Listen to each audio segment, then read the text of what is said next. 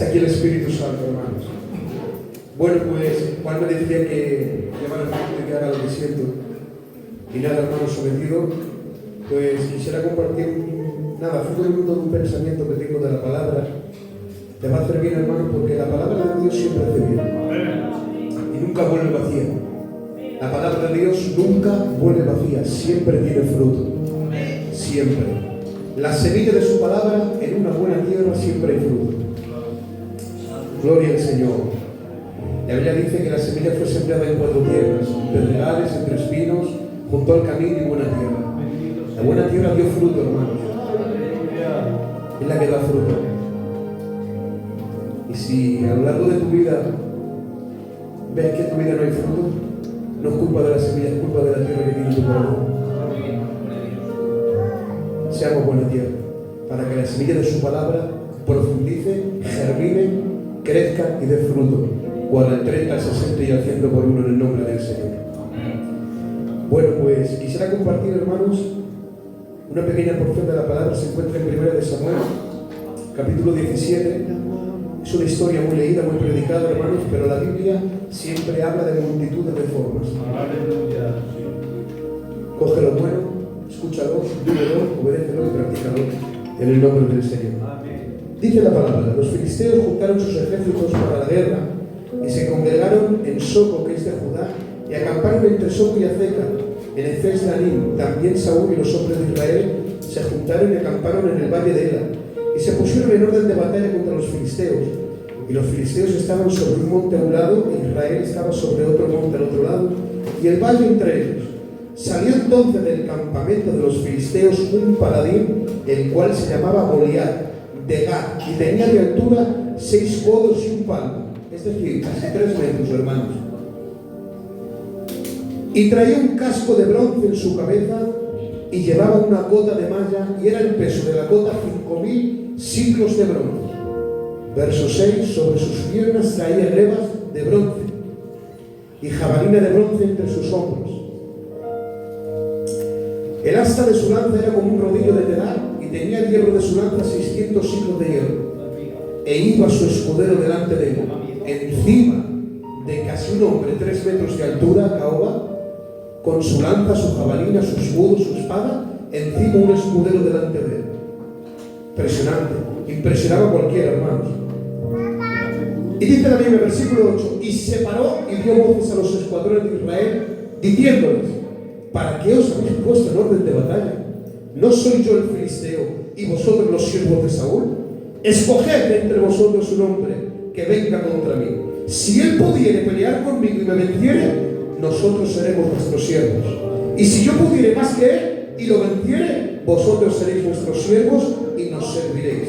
Y añadió el filisteo: hoy yo he desafiado al campamento de Israel. Dame un hombre que pelee conmigo.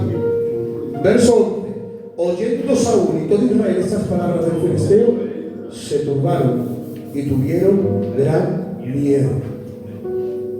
Eso es lo que hace el enemigo, hermano. Da alardes, que no es lo verdad. Alardes, hermanos, de palabras, de noticias para turbarnos, para tener miedo.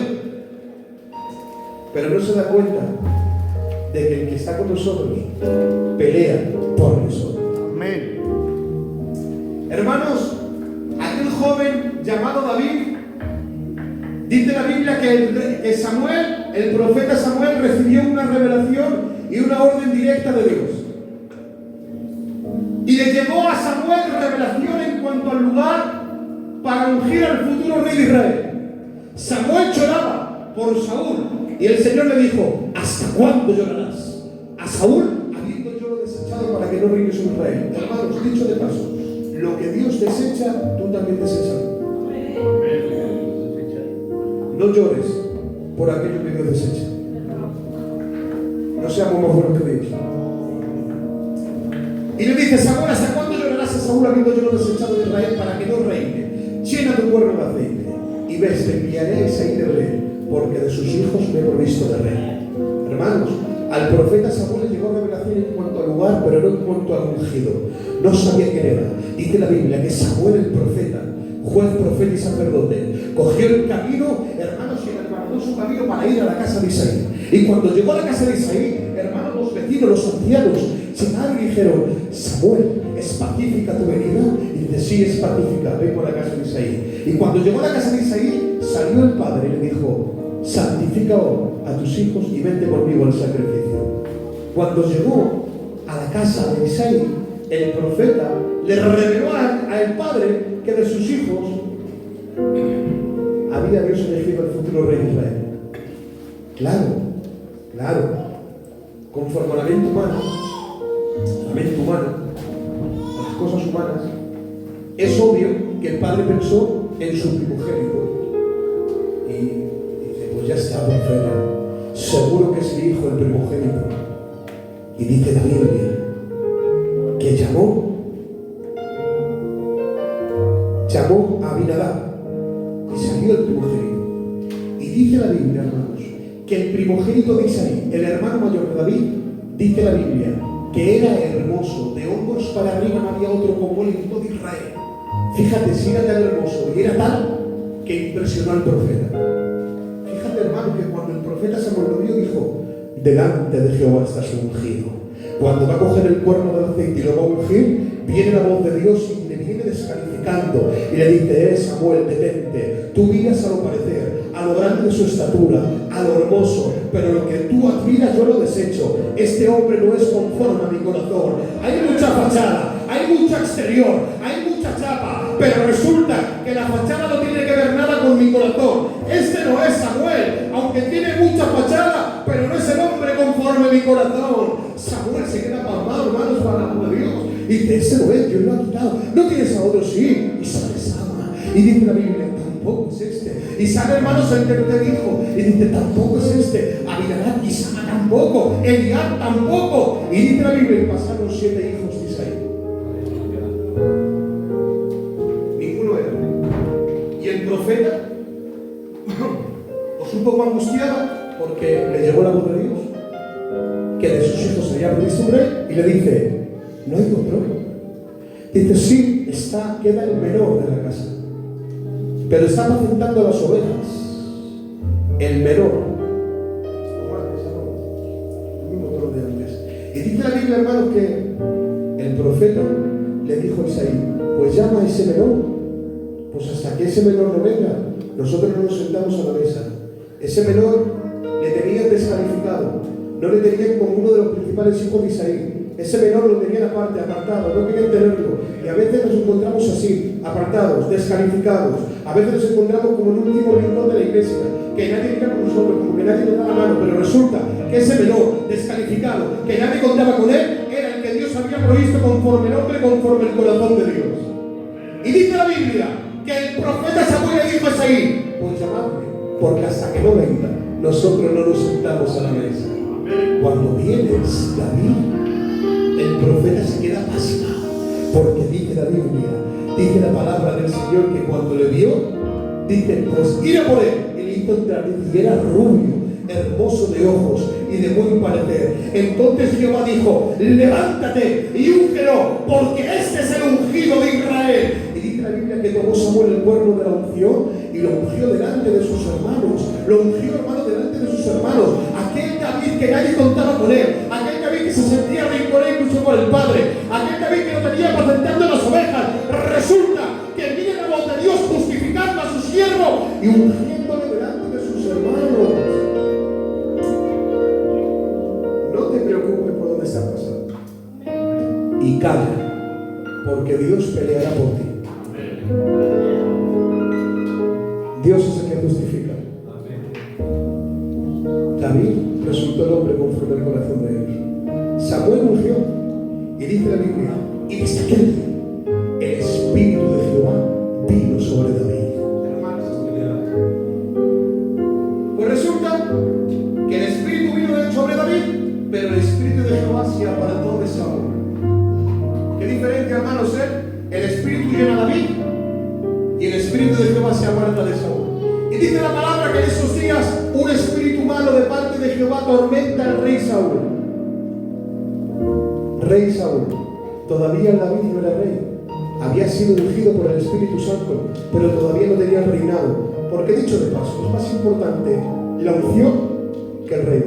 Amén. Es más importante ser ungido, ser hijo de Dios, que tener chapa y olores. Pues allí estaba aquel jovencito, ungido por el Espíritu Santo, hermanos. Y allí estaba el rey Saúl, que tenía nombre, tenía chapa, tenía apariencia, pero vivía atormentado por un espíritu malo. Y dice la Biblia: ¿no conocéis a alguno que sepa tocar el arpa? Y uno de los criados de Saúl dice: mira, rey, yo conozco un hijo de Isaí de Belén, que sabe tocar, que es valiente, que es vigoroso, que es hombre de guerra, prudente en sus palabras. Prudente en sus palabras, hermanos. Piensa en esto, prudente en sus palabras. ¿Cuántas ruinas nos hubiéramos evitado si hubiéramos sido prudentes en nuestras palabras? Qué importante es la prudencia, hermanos. La prudencia ha sido llamada la reina de las virtudes. En la Biblia nos encontramos el nombre de prudencia muchas veces como nombre 34, pero como virtud, mejor dicho, como nombre 2, pero como virtud 34. Es decir, tiene más virtud que nombre. Porque, hermanos, es más importante tu virtud que tu nombre. ¿De qué te sirve tener mucho nombre si no tienes virtudes? Ahí estaba el rey Saúl, que tenía mucho nombre, pero no tenía virtudes. Sin encanto, aquí llamaron al hombre que no tenía nombre, pero al hombre que tenía virtudes. Y cuando vino aquel hombre sin nombre, resulta que cogió el arpa y empezó a tocar. Y empezó a tocar. No era la arpa, hermanos, era un fin del Espíritu Santo.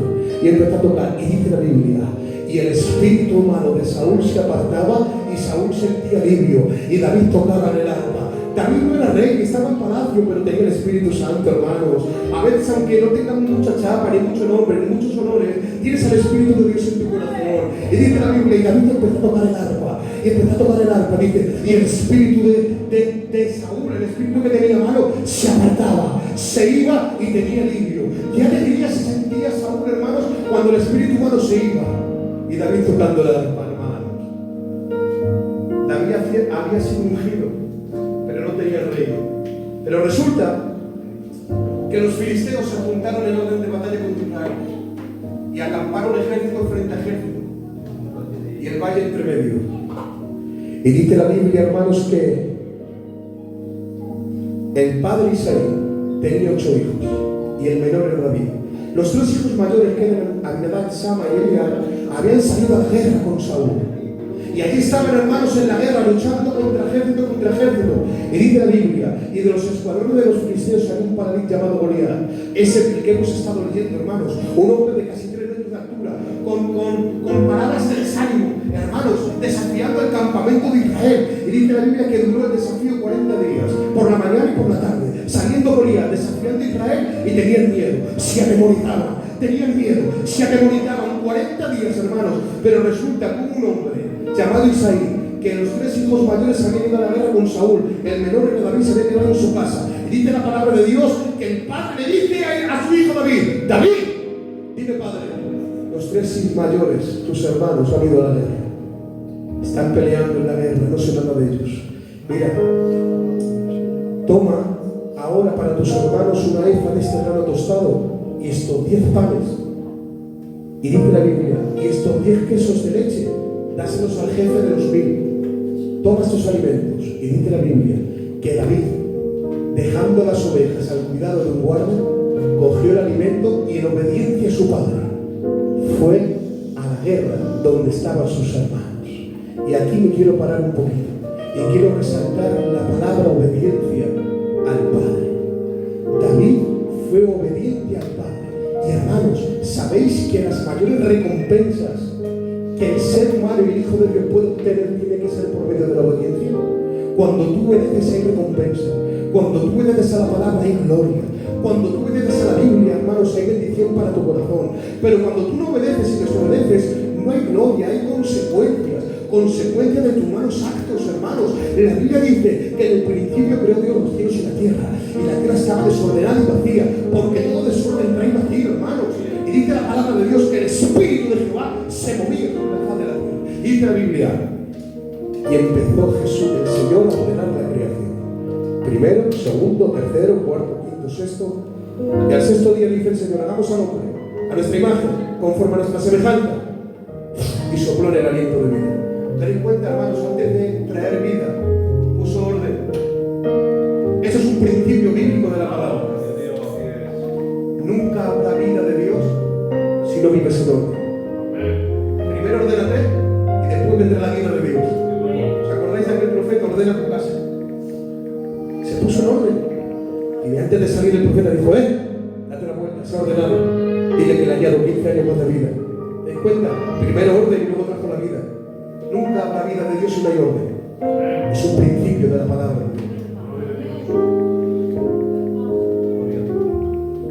Y dice la Biblia, hermanos, que la serpiente, que era el animal más astuto que había, empezó a tener una conversación con Eva. Cuidado con quién conversas tus cosas.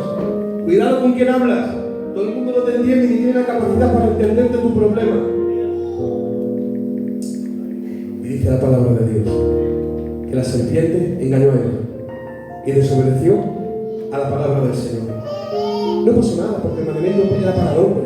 Pero dice la Biblia que cuando vino Adán y tomó del fruto, dice, y conocieron ambos que estaban desnudos y se avergonzaban, porque la desobediencia trae vergüenza. La desobediencia trae consecuencias. Hermano, no desobedezcas a la palabra de Dios, obedece a la Biblia, porque en la obediencia hay una gran recompensa. ¿Os acordáis de Abraham? Abraham, por cuanto no me has rehusado a tu único hijo, a quien amas, mira las estrellas. Dime, Señor, ¿puedes contarlas? No, Señor. La arena del mar, ¿puedes contarlas? No, Señor. Así será tu descendencia. ¿Por qué? Porque cuando uno obedece a la palabra de Dios, hay recompensa, hay gloria, hay bendición. Por eso te animo, amada iglesia del Señor, que seas obediente a la Biblia, a la palabra del Señor. Porque cuando uno obedece, hay recompensa. Pero cuando uno desobedece, hay consecuencias. Yo quiero obedecer a la palabra. Amén.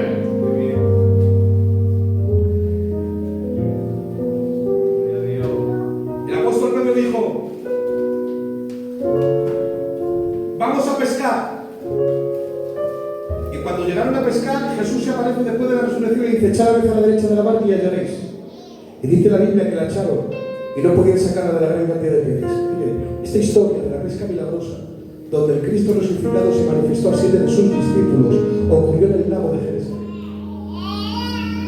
Y dice la Biblia que allí se encontraban 7 apóstoles del Señor, que eran Pedro, Tomás, Natanael, su hermano Santiago, Juan y 2 discípulos que no nombra la Biblia. Pero allí estaban. Entre ellos había 3 pescadores de mucha experiencia, que eran Pedro, Juan y Santiago.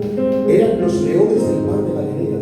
Se habían criado desde su niñez en la pesca. Hermanos, sabían lo que hacían. A lo mejor no le vas a hablar de bisutería, sabe lo que hace. A lo mejor no le vas a hablar de fruta, sabe lo que hace. Bueno, pues a estos hombres no les podías hablar de la pesca porque sabían lo que hacían. Desde su niñez se habían criado en la pesca. Desde la plataforma de la experiencia Sebas se esperaban una gran pesca, eran expertos. Pero a los expertos les llegó la noche del fracaso. Porque todo es la experiencia, también es la obediencia. Y dice la Biblia, hermanos, que cuando entraron mar adentro, en toda la noche pescaron nada. No te preocupes, a veces pasamos noches de fracaso. No te preocupes. Llegará el momento de la obediencia en tu vida y Dios te dará el fruto. La Biblia dice que cuando vinieron defraudados, el Señor se aparece y les dice, echad la red a la derecha de la barca. Y ahora yo me paro. ¿Por qué a la derecha, Juan? ¿Estarían tratando de pescar a la izquierda? No lo sabemos, la Biblia no lo dice. Pero yo quiero imaginarlo. Imagínate que estaban pescando a la izquierda. Y resulta que cuando ellos querían pescar a su manera, no había pescado. Es que cuando queremos hacer las cosas a nuestra manera, no va a haber nada. Cuando tú quieres hacer las cosas a tu manera, no va a haber nada. ¿Os acordáis de Jonás? Jonás, dime, Señor, vete a Nínive. No quiero, Señor, me voy a huir de tu presencia. ¿Dais cuenta? Las cosas a la manera de Jonás. Jonás, no seas rebelde. Jonás, no seas rebelde. Hay un coro del rayo que habla de Jonás. Y Jonás quiso hacer las cosas a su manera. Pero no se trata de hacer las cosas a nuestra manera. Se trata de hacer las cosas a la manera de Dios. Y dice la Biblia que el Señor dijo, chavales, no pescar a la izquierda, pescar a la derecha, que ya lo verás, obedecerme. Dice Pedro, en tu palabra echamos la red. Dice la Biblia. Y cuando obedecieron a la palabra de Jesús, dice, no la podían sacar por la gran cantidad de peces. ¿Te das cuenta? Lo que la experiencia de una noche entera lo trajo la obediencia en un segundo a su palabra. Porque más importante que la experiencia es la obediencia. David fue obediente a su padre. Y en obediencia a su padre fue en busca de sus hermanos. Y cuando llegó al campo de él, allí estaba el ejército frente al ejército. Y dice la Biblia, y aquel día Goliat volvió a salir a desafiar el campamento de Israel. Dice, pero esta vez lo escuchó David. No es lo mismo, escucha, un hombre con miedo al desafío del enemigo a un hombre ungido el desafío del enemigo. No es lo mismo. Cuando lo escuchó David dijo, ¿quién es este que se atreve a desafiar a los escuadrones de Jehová? Escucha, quedan por matar. No había pelea con él y estaba dando por hecho la victoria. ¿Sabes qué estaba haciendo David? Hablando palabras de fe. Yo no sé si esto te entiende a ti, te dice algo, pero es el tiempo de empezar a cambiar nuestro vocabulario por vocabulario de fe, por palabras de fe. Esto lo entendió el apóstol Pablo. Y dijo el apóstol Pablo, ya no vivo yo, sino que Cristo vive en mí. Todo lo puedo en Cristo, porque Él me fortalece. Que van por matar a este. Y los que estaban allí dijeron, pues si lo matas, el rey te dará su hija, te convertirás en el yerno del rey. Y encima espérate, David, espérate, que tu casa estará exenta de los impuestos de la ciudad. Ya está, voy y lo mato. Y dice la Biblia que los hermanos, el hermano que estaba allí, viéndole hablar, le dijo, ¿qué haces aquí? ¿Para qué has venido aquí? Yo te conozco, hermano pequeño, que esa malicia de tu corazón que has venido para averiguar y para ver la batalla. Y dice la Biblia, hermanos, y apartándose de su hermano, se fue hacia otro, porque hay momentos en la vida que te tienes que alejar de personas que no están en tu misma sintonía, no están en tu mismo carácter. Y dice la Biblia, y apartándose de su hermano, preguntó a otros. Hay momentos que tienes que dejar que a personas que no están en tu misma sintonía se alejen. Se alejen.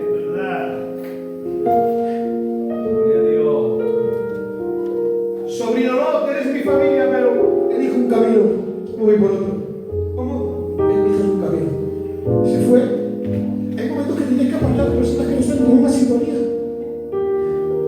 Pero tía, Noemí, ¿qué pasa? Pues nada, mira, no tengo hijos. Porfa, vete a tu tierra. Cáchate. ¿Tú qué haces, Luz? ¿Te quedas o te vas? No, tía, tu Dios será mi Dios. Donde tú estés, yo estaré. Donde tú moras, yo moraré. Solamente la muerte me hará separación de nosotros dos. Hay momentos, Orfa se marchó, Ruth se quedó. Juan Marcos fue la causa de que Pablo y Bernabé se dividieran. Hay momentos en la vida que tienes que dejar personas que no están en tu misma conexión, tu misma sintonía. Júntate con personas de tu mismo carácter, de tu mismo pensamiento. Vaya hermano, no te júntate con gente cristiana, con gente de Dios. David se tuvo que apartar de su hermano. Sebas, un minuto más con su hermano y la fe que tenía David se la vieron. Porque hay personas que en vez de sumar restan. Júntate con gente de Dios, con gente que te entienda, con gente que te dé una palabra de ánimo. En el nombre del Señor. Dice, ¿con quién has dejado aquellas ovejas que tenía, aquellas pocas ovejas que tenías en el desierto? Y ya termino. Hermanos, el hermano de David le está acusando a David de desobediente y irresponsable. Escucha, ¿con quién has dejado aquellas pocas ovejas que tenías en el desierto? Si hubiera sido David, o si hubiera sido yo le hubiera dicho, mira, Elías, parte un momento, hermano. Resulta que vosotros sois los mayores, yo soy el menor. Los mayores habían cumplido su edad y habían salido a la guerra. Y David estaba apacentando las ovejas de su padre en el desierto. Pero antes de ir a la guerra, los hijos tenían que apacentar las ovejas del padre. Entonces, los tres mayores de David, antes de ir a la guerra, ¿qué habían hecho? Apacentar las ovejas de su padre. ¿Por qué David tenía pocas ovejas? Porque los tres mayores de David habían apacentado las ovejas y cuando venía el león o el oso, no habían luchado por la oveja. Y el rebaño tan grande que tenía el padre se ha quedado un poco. Por eso David tiene pocas ovejas. Si yo hubiera estado ahí, le digo, sí, pocas ovejas, pero gracias a ti. Porque yo, cuando ha salido el oso y el león, he salido a luchar y he salido a defenderle. Y cuando veía el oso o el león, yo salía corriendo y le arrebataba la oveja de su boca. Y ninguna oveja se me ha perdido. Pero el gran rebaño que tenía papá, vosotros lo habéis dejado perder. Y esas pocas ovejas se van a quedar a mí. Cuando yo sea grande, pues iré a la guerra. Pero tengo pocas ovejas, gracias a Dios. Pero David fue prudente y no le dijo nada. Ni tampoco le dijo a su hermano las batallas que tenía David por el oso y el león. Porque no era el momento de decirle a su hermano, reprocharle las pocas ovejas. Pero sí era el momento de decirle a Saúl las batallas que había tenido David en la intimidad. Y cuando el rey David, mejor dicho, David fue donde el rey Saúl, le dijo, ¿tú muchacho vas a ir con David a pelear contra Goliat? ¿Lo deis cuenta, hermanos? El enemigo te llama muchacho, el rey te llama muchacho, pero el muchacho fue quien derrotó al gigante. Samuel tuvo que esperarle para que venga el melón. El melón era el ungido, el que derrotó al gigante. A veces, hermanos, Dios utiliza instrumentos débiles para hacer grandes resultados. Con una vara Moisés libertó al pueblo de la esclavitud de Egipto. Sansón con una quijada de asno, fresca aún, derrotó a 1000 filisteos. David con una piedra lisa del arroyo derrotó al gigante. Y Jesús con una pequeña merienda de un muchacho alimentó a 5000 hombres.